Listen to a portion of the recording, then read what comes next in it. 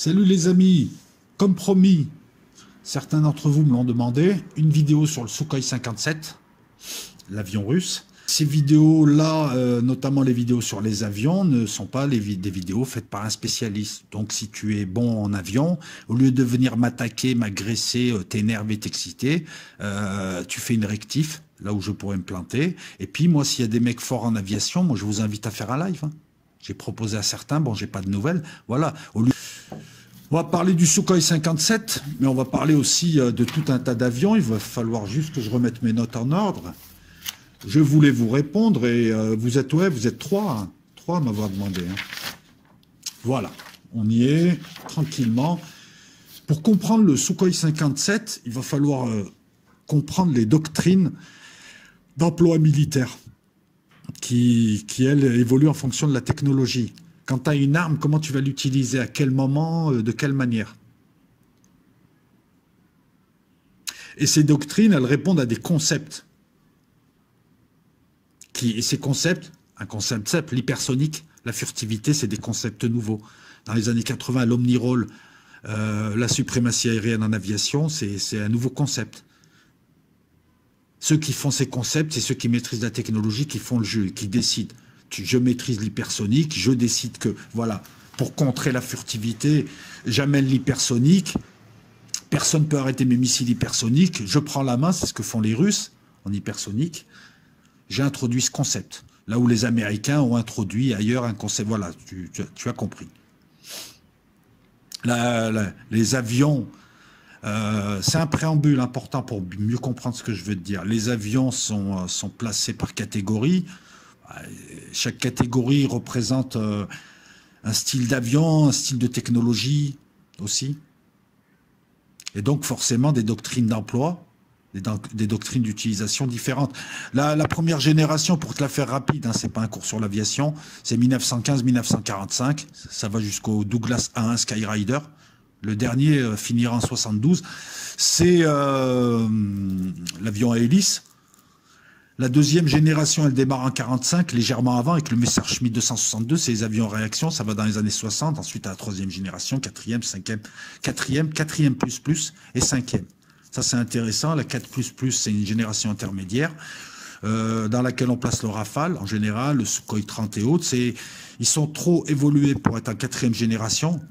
Parce que la quatrième génération, c'est les années 70. Hein, fin des années 70, c'est les F-16, par exemple. Les premiers, en tout cas. Et il leur manque la furtivité pour être dans la cinquième génération.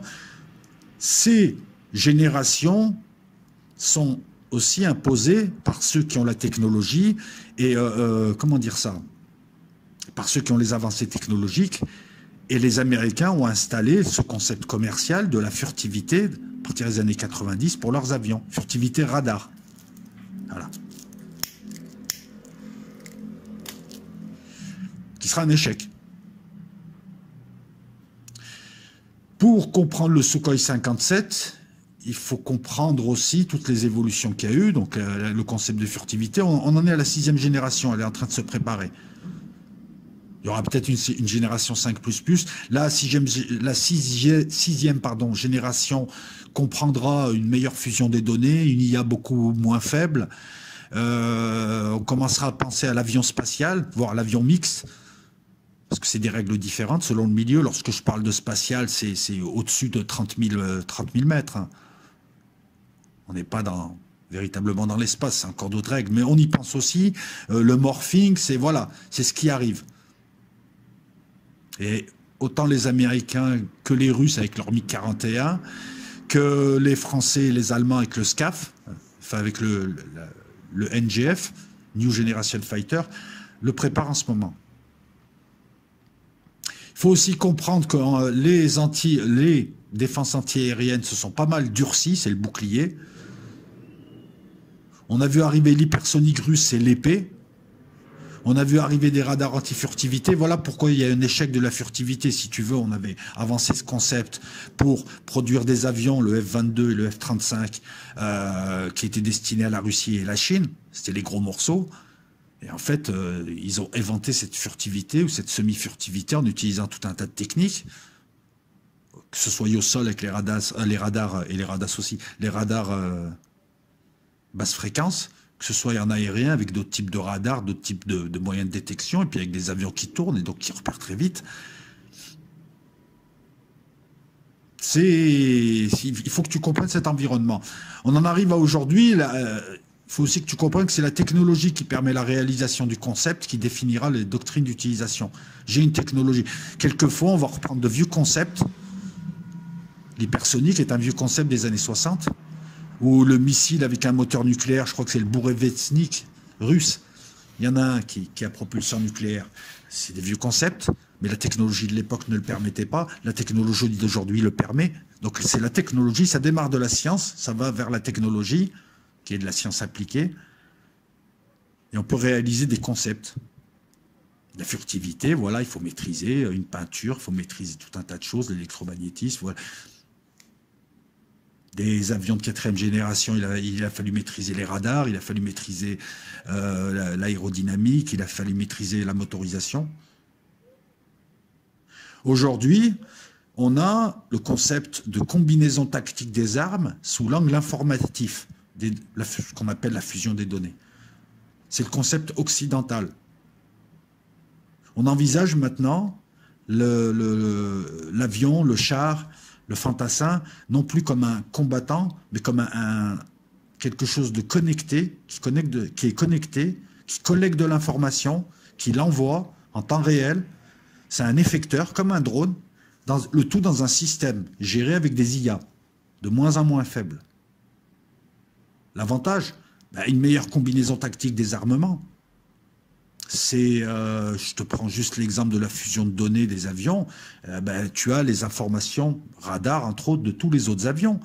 Tu peux guider le missile d'un avion qui est hors portée, qui envoie un missile, tu peux continuer à guider le missile, s'il est longue portée, même s'il est hors portée, radar de l'avion qui l'a envoyé. Il y a tout un tas, voilà, une meilleure combinaison des choses. C'est la combinaison ultime, puisque voilà, c'est ce qu'on appelle le collaboratif. Tu as une information en temps réel. C'est ce qu'on cherche à faire.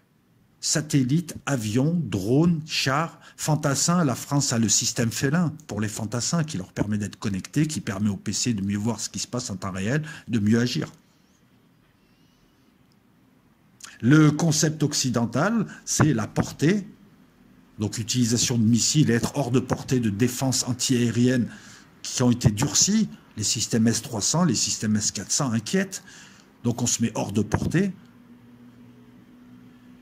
C'est le furtif qui fait le relais. Voilà, une combinaison. Le F-35 est furtif, on va dire, selon le ciel.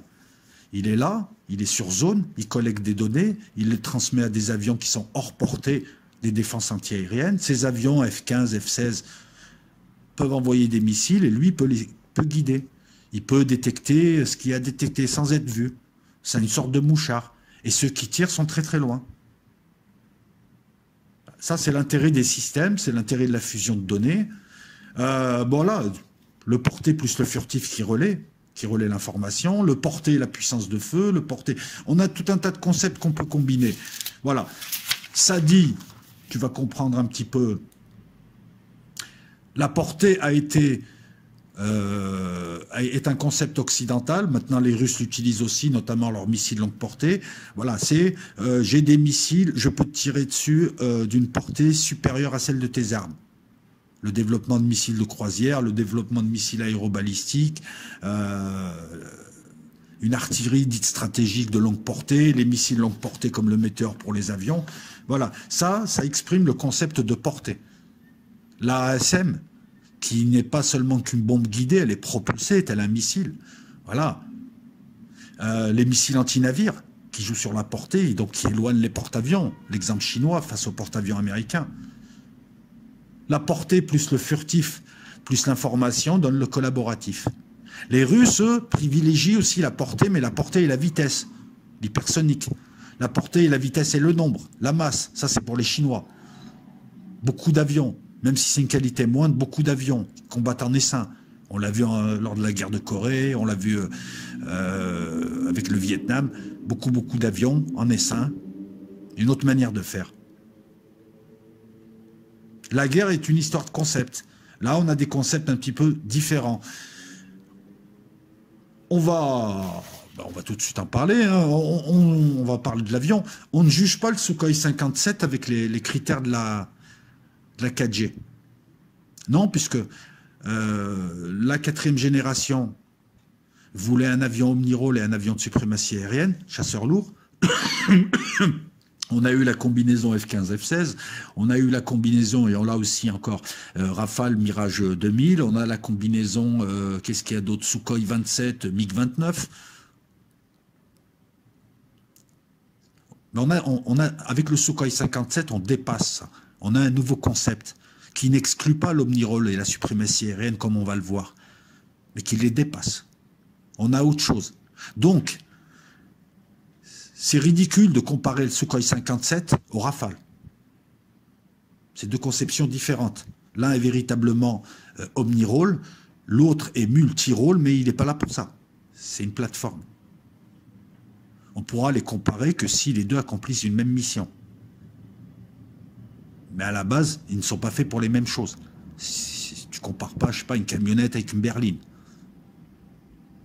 De plus, le Rafale est construit pour s'intégrer à un système, c'est le concept occidental du système de combat. Portée plus info intelligente, traitée en temps réel.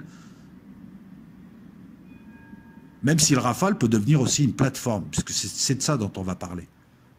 Voilà. Mais le Rafale, il est là avant tout, c'est un chasseur, il peut faire de la guerre électronique, il peut faire du CID, il peut faire du CAS, l'interdiction de zone, du bombardement, et il peut devenir plateforme. Le Sukhoi est appelé à devenir une plateforme, un sniper, avant de pouvoir faire le reste. Tu vois, c'est l'inverse.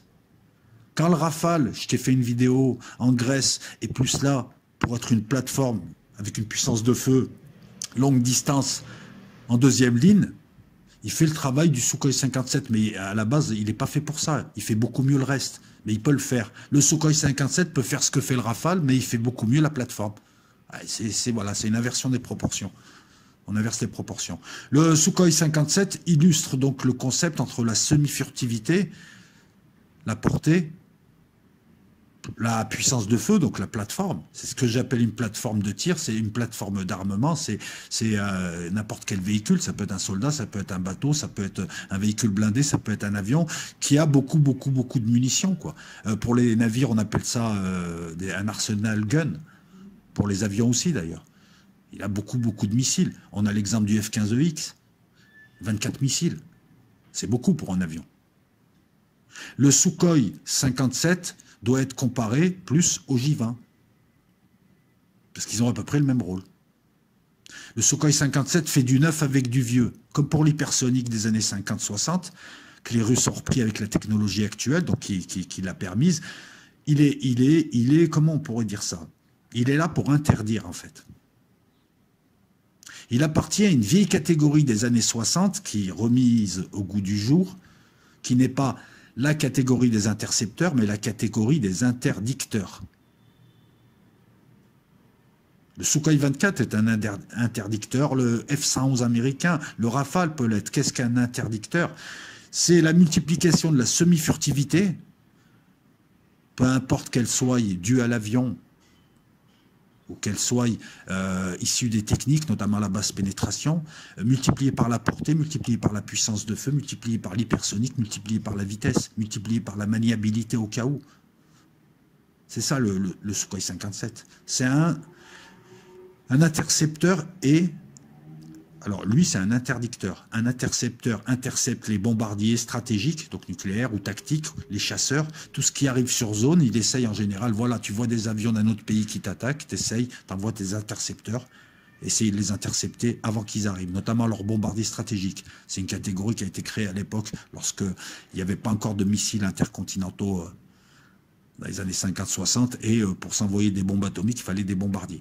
Les intercepteurs étaient là pour très vite aller sur zone, tirer des missiles pour détruire les bombardiers, éventuellement faire du dogfight, mais c'était surtout... Le MiG-31 est un intercepteur. Donc ça suppose certaines qualités. Aller très vite, monter très haut. Pas forcément être maniable. Et pouvoir balancer les missiles de ta zone pour toucher. Et faire en sorte que les avions, notamment les bombardiers stratégiques et tactiques, ne puisse pas pénétrer dans ton espace aérien. Ça, c'est un intercepteur. Un interdicteur, il peut le faire de très loin, ou il peut s'infiltrer dans les lignes ennemies et faire l'interdiction de zone. Il ne visera pas les combattants au premier niveau. Il ne visera ni l'avant-garde, genre bombardier stratégique et autres, ça c'est l'intercepteur, ni les avions de chasse qui vont se battre pour la suprématie ou la supériorité aérienne. Et ça c'est le front, on va dire. Non, lui il va viser ce qui est derrière. Il va éviter que tu aies des renforts, et pour ça il va désorganiser. Donc l'interdicteur, le F-111, le Sukhoi 24, même le Tornado peut le faire, fait de l'interdiction de zone aérienne. Ça existe déjà pour le sol, quand les avions empêchent les renforts d'arriver et vont détruire au loin, au lieu de taper sur le front, là on le fait mais dans les airs. C'est-à-dire que le Sukhoi 57 avec ses missiles longue portée, avec ses missiles hypersoniques, avec son radar AESA actif, dernier cri, donc qui lui permet d'aller loin, avec tout un tas de trucs, lui il va aller frapper au-delà du front, il va aller frapper les avions de ravitaillement, il va aller frapper, éventuellement il va faire la chasse au F-22 et au F-35, qui tourneront, parce qu'ils serviront de mini-AWACS. Il va viser les AWACS, il va viser, éventuellement il pourra taper des porte-avions avec le Kinjal, même s'il faut se rappeler que les porte-avions bougent, et un missile hypersonique, enfin bref, le porte-avions va bouger, donc il va... En tout cas, on va oublier cette histoire de tueur de porte-avions, parce que c'est compliqué de toucher un porte-avions, c'est une cible quand même qui bouge, avec un missile de croisière haute, c'est plus adapté pour des cibles fixes. Même si tu as des missiles de croisière maintenant qui peuvent accrocher. Bref, l'interdicteur, c'est ça. C'est ce qu'il est. C'est un autre outil. Il n'est pas là pour faire plein de tâches. Il n'est pas là pour faire du bombardement au sol. Il y a d'autres avions pour ça. Il y a le Sukhoi 34. Il est là pour porter beaucoup de missiles, aller en profondeur. Et les Russes, le Sukhoi 57 est semi-furtif. Il n'a pas la furtivité, si tu veux, du F-22 ou du F-35, mais il est relativement furtif, associé à la basse pénétration. Les Russes savent la pratiquer, comme les Français. Il peut s'infiltrer dans les lignes ennemies, éviter les défenses antiaériennes, et pouvoir frapper encore mieux, et désorganiser l'arrière. Un Sukhoi 57 plus un Kinjal ou un longue portée, voilà, les AWACS, les avions d'approvisionnement, les bombardiers, les renforts, ont tout à craindre, au près comme au loin. C'est une utilisation semi-stratégique, en fait. On va aller détruire le potentiel adverse. Et ça suppose certaines qualités, certaines tactiques aussi. Donc la basse pénétration en lignes ennemies, puisqu'il ne pourra jamais posséder les Américains en matière de furtivité, ils ont les radars pour le voir. Voilà. Le Sukhoi 57 a la même furtivité que le Rafale, une surface équivalente radar de 0,5 mètres carrés. À côté, le F-22 et le F-35, c'est 0,01 mètre carré, 50 fois moins. C'est-à-dire qu'en gros, les radars ne peuvent pas voir un F-35 ou un F-22 parce qu'ils ont un signal radar d'une libellule ou d'un moineau. Et comme ces radars-là sont faits pour éliminer ce genre de parasitage, ben on ne voit pas le F-22. Il faut le voir différemment, avec de la basse tension, avec tout un tas de choses. Et il est vrai que les pénétrations à basse altitude, c'est la spécialité française ou russe, et elle est privilégiée au bombardement et aux attaques à haute altitude américaines qui ont été permis justement par la technologie et l'arrivée de missiles de précision. Sinon, jusque-là, on bombardait, on attaquait à basse pénétration, notamment lorsqu'on s'en prenait au sol. Le Sukhoi 57, donc, doit avoir une grande vitesse pour aller sur la zone de tir, doit avoir une vitesse ascensionnelle assez élevée quand même pour aller monter à une certaine altitude, doit avoir une forte absorption de charge. Il reste omni-rôle. Qu'est-ce que je peux te dire de plus avant de rentrer dans les caractéristiques techniques? Parce que non, en plus, c'est l'avion. Et bon, tu peux utiliser toute la panoplie de missiles, toute la panoplie de bombes guidées russes. Quel que soit le type de bombe, anti-bunker, anti-ci, ça tu peux utiliser. D'ailleurs, en Syrie, ils l'ont un peu utilisé pour ça, hein, pour faire du bombardement, mais c'est juste pour l'utiliser. Alors, pour faire simple, le Sukhoi 57, il va vite, il monte vite, il voit très loin, il tire très loin, il peut aller très loin pour détruire des cibles stratégiques et il est vu au dernier moment. il peut aussi se bagarrer et il peut chasser le F-35, voire le F-22. Ça, c'est pour te le faire vite. C'est un interdicteur des airs. C'est un tueur, éventuellement de porte-avions, mais surtout un désorganisateur, donc en tuant des AWACS et tout ce qui pourrait être stratégique.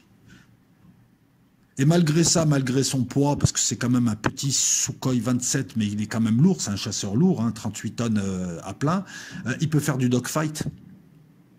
Le dogfight, c'est le combat au pré, c'est le combat au canon, ou alors au missile, mais très près. Ah, il a 1 kilomètre de toi, le type, 300 mètres des fois.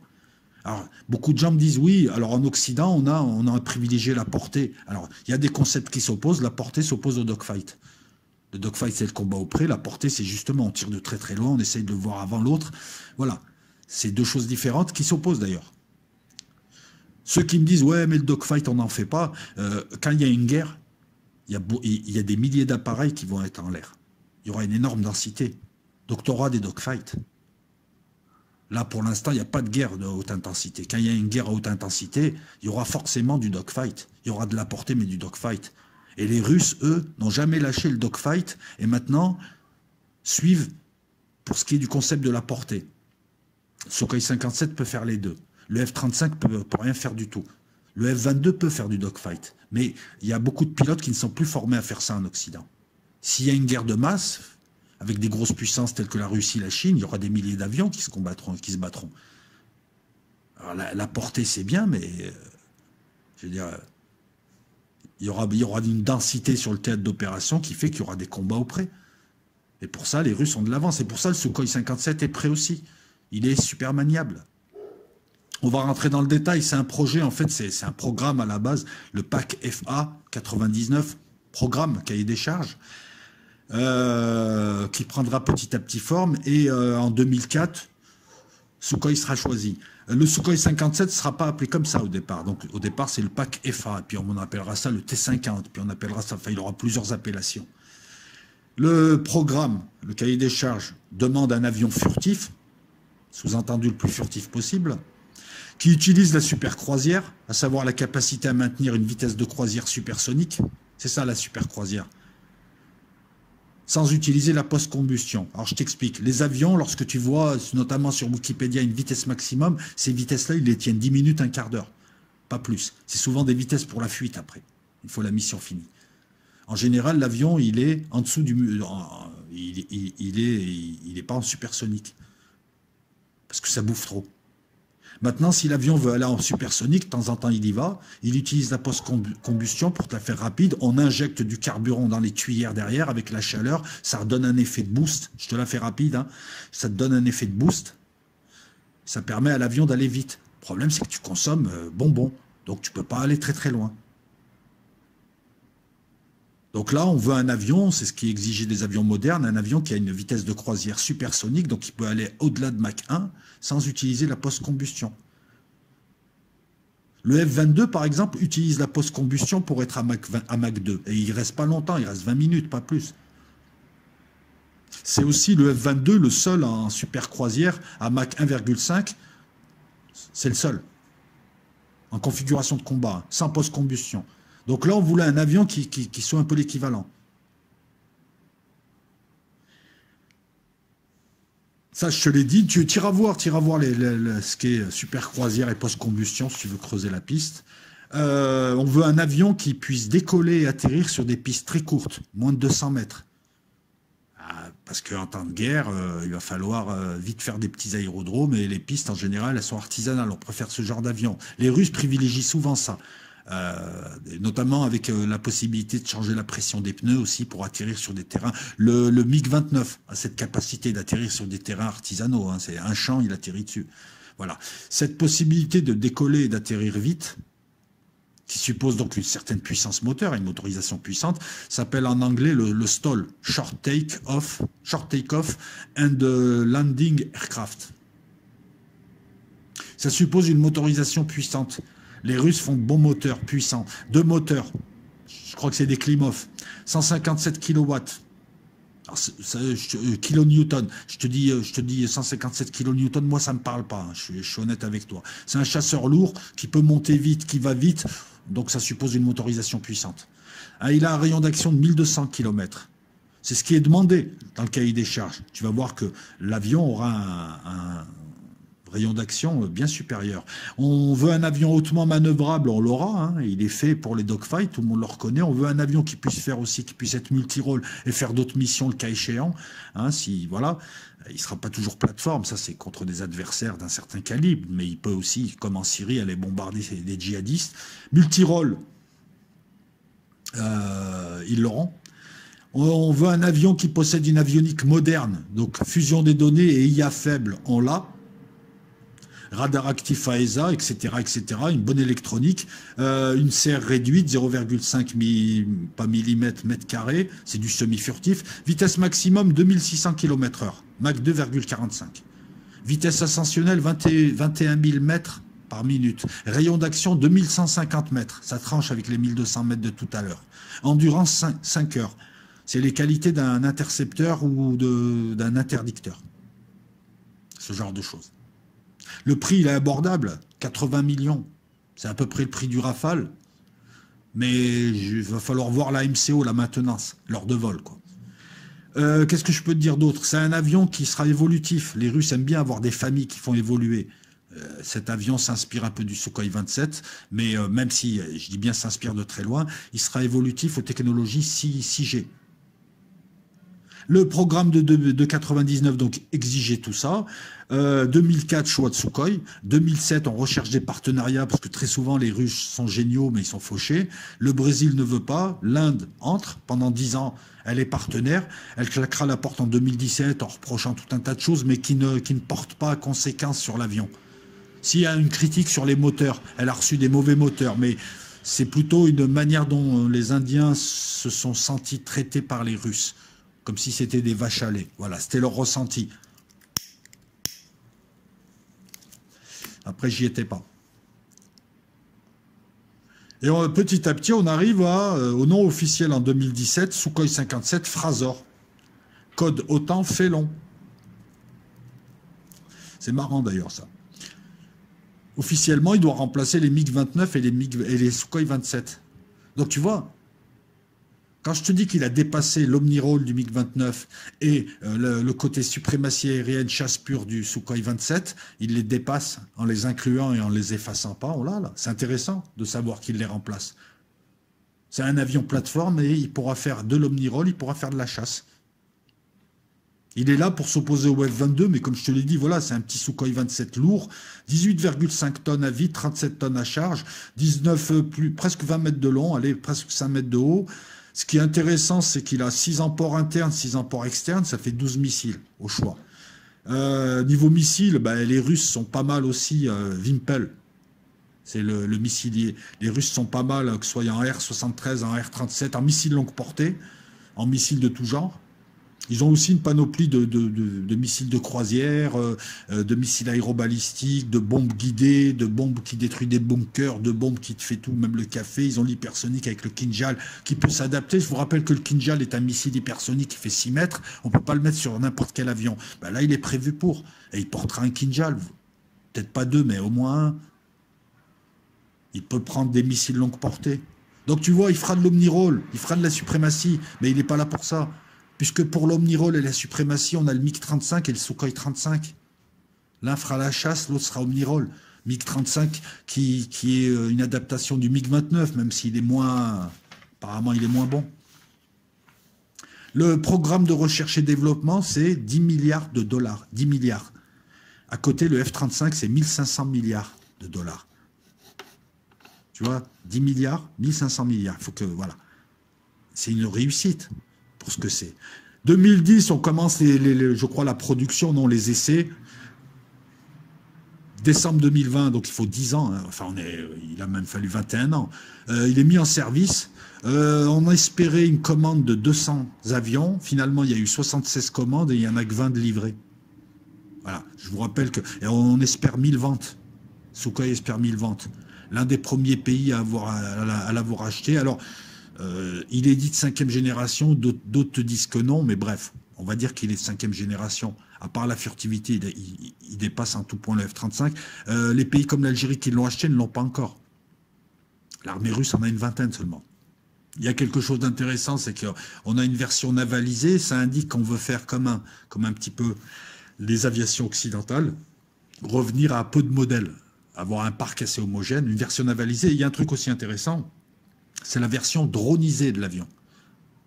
Ça veut dire qu'en 2030 ou 2050, lorsqu'il y aura une IA forte, ben, elle aura son armée de ferraille avec des drones chars, des drones, des cyborgs et des drones avions, des drones bateaux.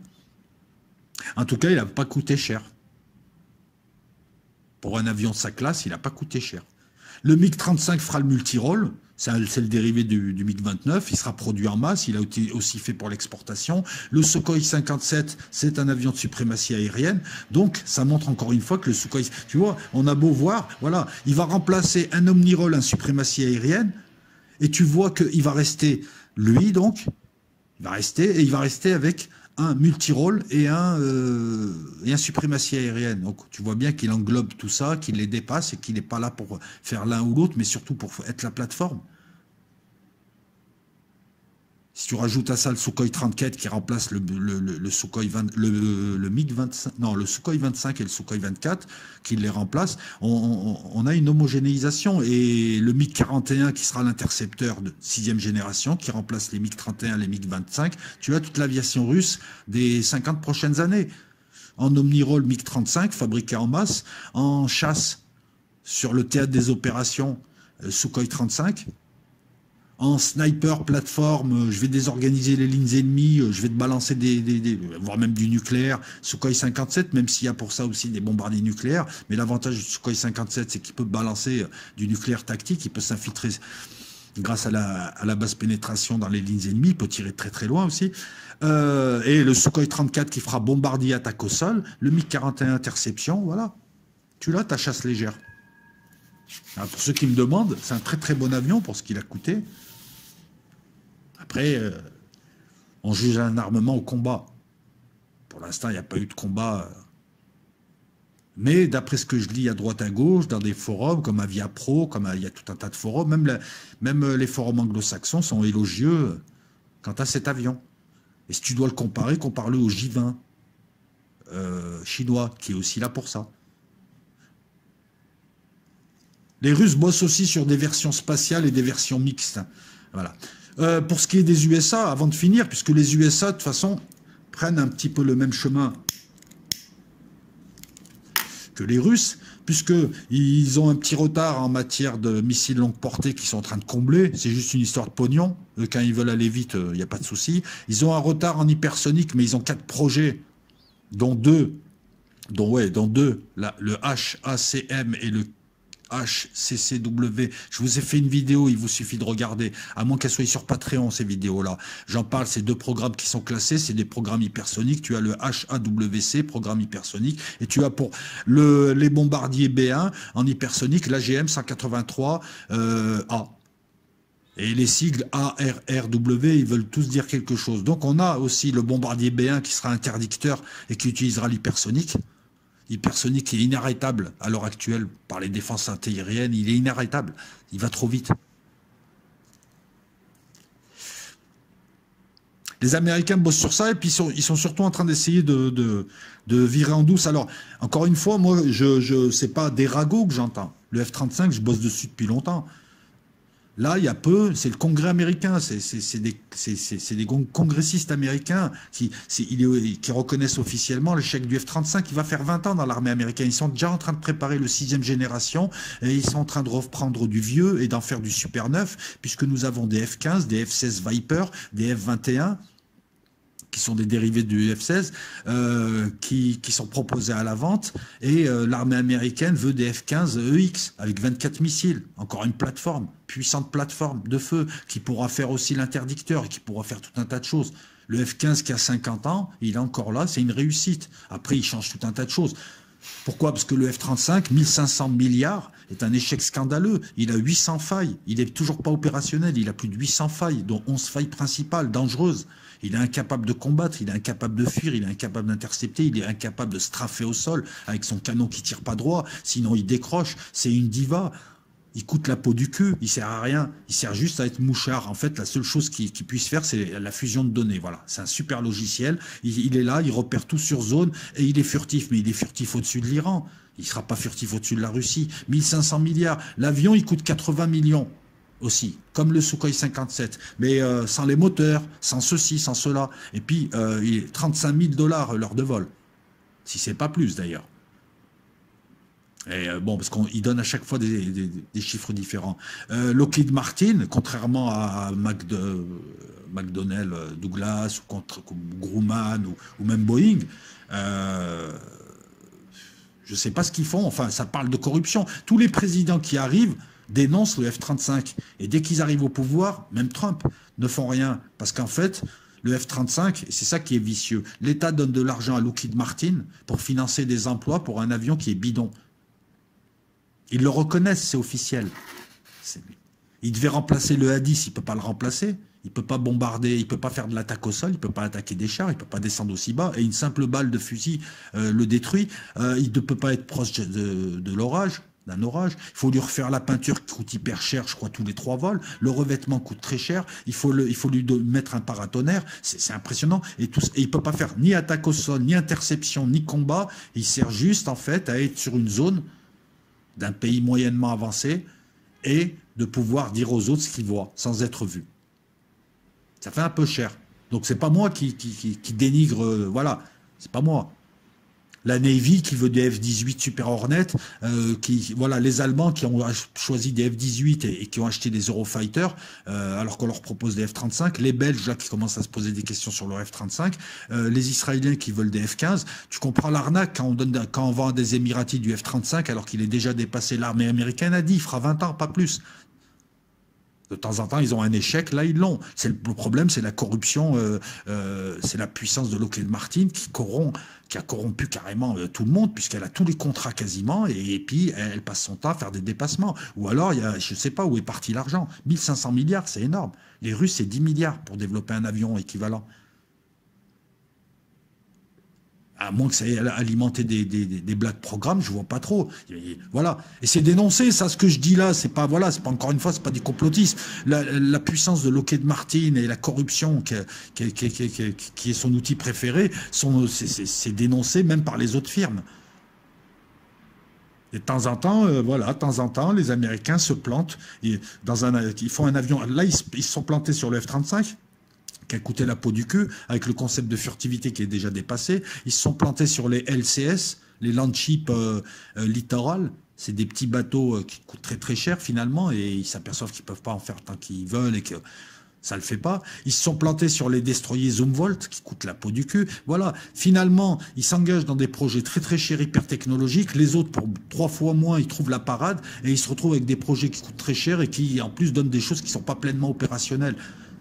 Et à côté de ça, ils ont des super succès comme le F-15 ou le F-16, qui est devenu le F-16 Viper, au fur et à mesure des améliorations. Le F-15 qui est le F-15EX, avec 24 missiles, une vraie plateforme de tir qui peut faire du combat et qui est un adversaire redoutable. Le F-21 qui a été proposé aux Indiens, qui est un F-16 amélioré pour les Indiens. Ils ont les bombardiers tactiques aussi qui leur permettent, comme le B1, le B2 qui sera changé, ça va être le B-21 Raider.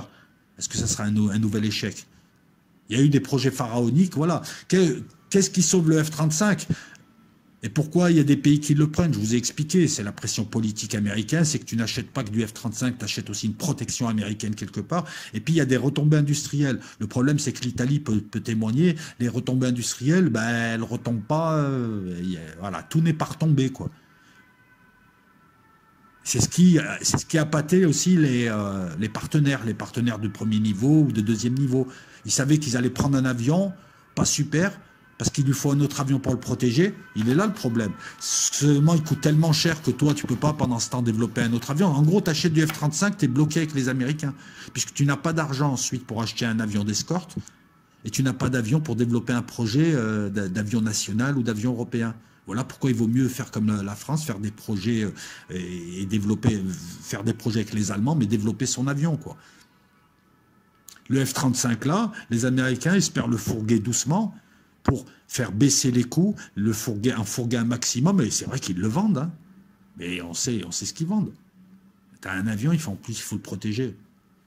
Et puis voilà, enfin bon, bref, tout est dit. Après, tu peux te renseigner, c'est un fiasco, c'est pas de l'anti-américanisme. Je te dis, même la Navy ne veut pas du F-35. Elle prévoit d'autres avions.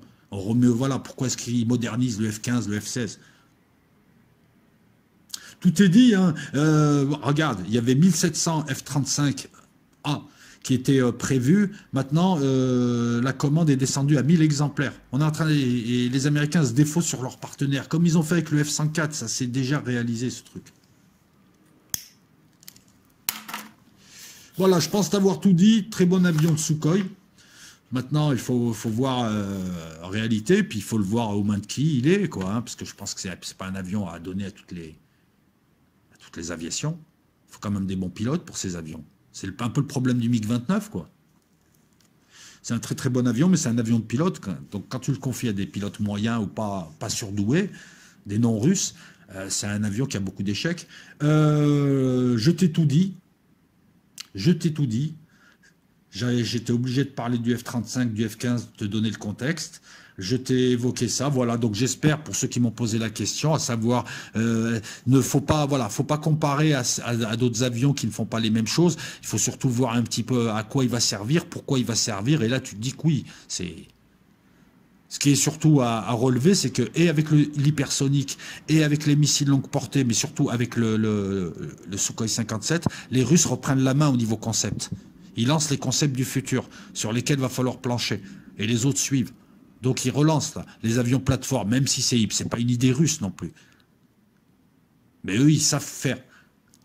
Et c'est lié à quoi? Ces concepts-là, ils apparaissent grâce à la technologie, mais il y a un truc aussi qui est évident,